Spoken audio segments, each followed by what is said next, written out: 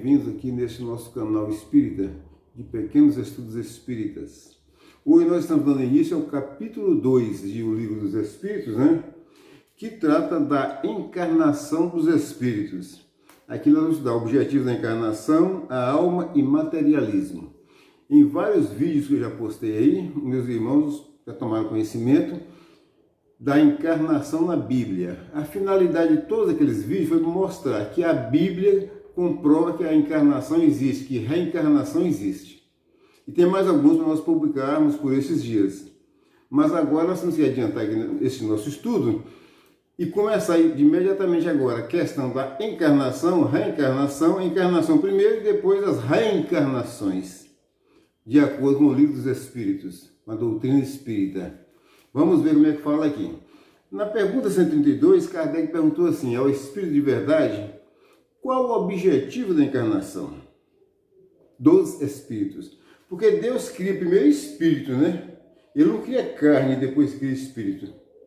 O espírito pré-existe a matéria. Então Deus cria e forma primeiro o espírito. Depois os corpos espalhados por esses mundos de meu Deus, por esses bilhões e bilhões de planetas, por esses bilhões e bilhões de casas do Pai, esses espíritos vão habitar, vão ter que encarnar. Então, a partir do momento que o espírito, que Deus tem um espírito pronto e acabado, com livre-arbítrio, e com aquelas primeiras instruções divinas sobre o certo e o errado, está na hora dele encarnar. Vai viver, reencarnar, progredir sempre, até voltar ao Pai. Na pergunta 32 foi isso, Qual o objetivo da encarnação dos espíritos? Mas antes de mais nada, eu quero pedir aos irmãos aí que não se esqueçam de dar like, comentar esses nossos estudos.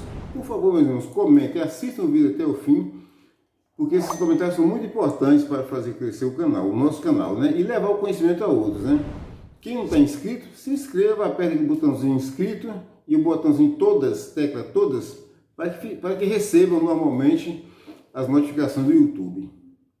A resposta foi assim: Deus lhes impõe a encarnação com o fim de fazê-los chegar à perfeição. Para uns é expiação, para outros missão.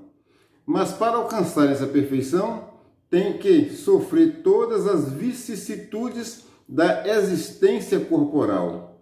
Nisso é que está a expiação. Ponto. Aqui deixa claro o seguinte: quando o Espírito sai das mãos de Deus, ele não está como é que eu vou dizer aqui, bem claro. Ele não traz em si todos os conhecimentos, toda a verdade do Pai. Ele está perfeito como espírito, vamos dizer, mas é simples.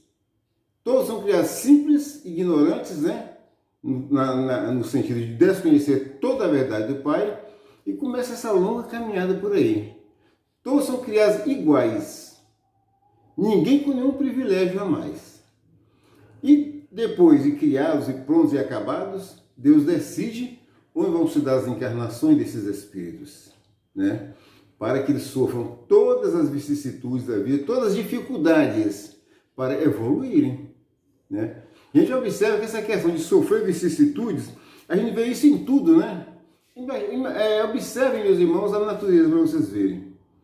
Quem não tem o costume de observar a natureza, os pássaros, os animais, observe para vocês verem. Que coisa linda e maravilhosa as lutas dos animais pela sobrevivência, a proteção que uma fêmea de qualquer espécie dá aos seus filhotes. No momento certo, ela os abandona para que eles sigam em frente à própria vidinha deles e aprendam também. A gente vê passarinhos nos ninhos catando comidinha aqui e ali e levando para os seus filhotes. E todos eles crescem e sobrevivem, Então, isso também não são vicissitudes, não são dificuldades. Imagine vocês, uma fêmea de um passarinho colocou seus ovos ali no ninho, chocou. Um dia ela sai para buscar comida e quando ela chega não encontra mais, porque uma cobra chegou calmamente ali e comeu os filhotes dela. Não é a mesma coisa numa floresta, os filhotes de outros animais, às vezes nascem e são comidos por outros. Eles têm que aprender a lutar, para desenvolver a defesa natural. E eles aprendem isso. Basta observar que eles aprendem isso. Então, com o espírito humano não é diferente, não. Para chegar à perfeição, ele tem que sofrer todas as dificuldades do mundo que ele está. E continuando, Kardec, o Espírito falou assim, ó, que a encarnação visa ainda outro fim, dizendo assim, visa ainda outro fim a encarnação, o de pôr o Espírito em condições de suportar a parte que ele toca na obra da criação. Ou seja, nós estamos aí para trabalhar.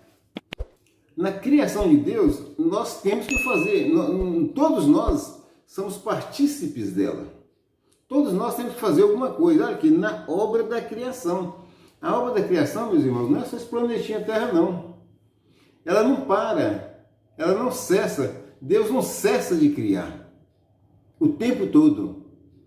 O tempo todo Deus está criando novos seres por esses universos afora, por esses planetas aí afora. Né? Novas moradas para todo mundo.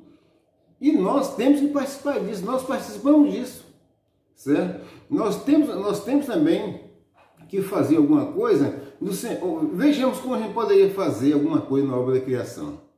Toda ajuda que você pode dar ao seu semelhante, aquele que está à sua retaguarda, que você pode ajudar a caminhar mais um pouco para evoluir, você está dando uma ajuda na obra da criação do Pai. Como você trabalha preservando a natureza, preservando os animais, preservando o meio ambiente, você está também dando uma ajuda, né? Um trabalho, está participando da obra da criação. Mas só que a gente não nota isso e acha que o trabalho nosso é só o trabalho de sobreviver a qualquer custo, a qualquer preço, até em detrimento dos irmãos, para ajuntar. É a preocupação com o ter, jamais com o ser, né? Então o Espírito continua assim, ó, para executá-la, essa sua parte na obra da criação, para executá-la, é que em cada mundo toma o Espírito um instrumento de harmonia com a matéria universal desse mundo. Nós já falamos isso, né? Primeiro, existe uma fonte básica que é chamada fluido cósmico universal, que sofre todas as transformações necessárias de acordo com a vontade do Pai e de seus, vamos dizer, seus ministros, seus anjos, para criarem formas de vida, planetas, enfim, para executarem aquilo que o Pai quer que seja executado. Então, tudo parte dessa matéria básica. Mas cada planeta tem o seu próprio fluido universal. Já é aquele fluido básico modificado. E assim por diante. Então, o espírito que encarna aqui na Terra, por exemplo, o instrumento, o perispírito dele, o corpo dele, material que ele toma, está em perfeita consonância com esse fluido cósmico terrestre. Aquele fluido cósmico universal e agora é o nosso fluido cósmico modificado. Muito bem. A fim de se cumprir, daquele ponto de vista, as ordens de Deus. E assim é assim que, encarnando, ou melhor, é assim que, concorrendo para a obra geral, ele próprio se adianta. É assim que, concorrendo para a obra geral, ele próprio se adianta. Então, tem um comentário de Kardec, que é muito importante ler, que diz assim: a ação dos seres corpóreos é necessária à marcha do universo. Deus, porém, na sua sabedoria, quis que nessa mesma ação eles encontrassem um meio de progredir e se aproximar dele.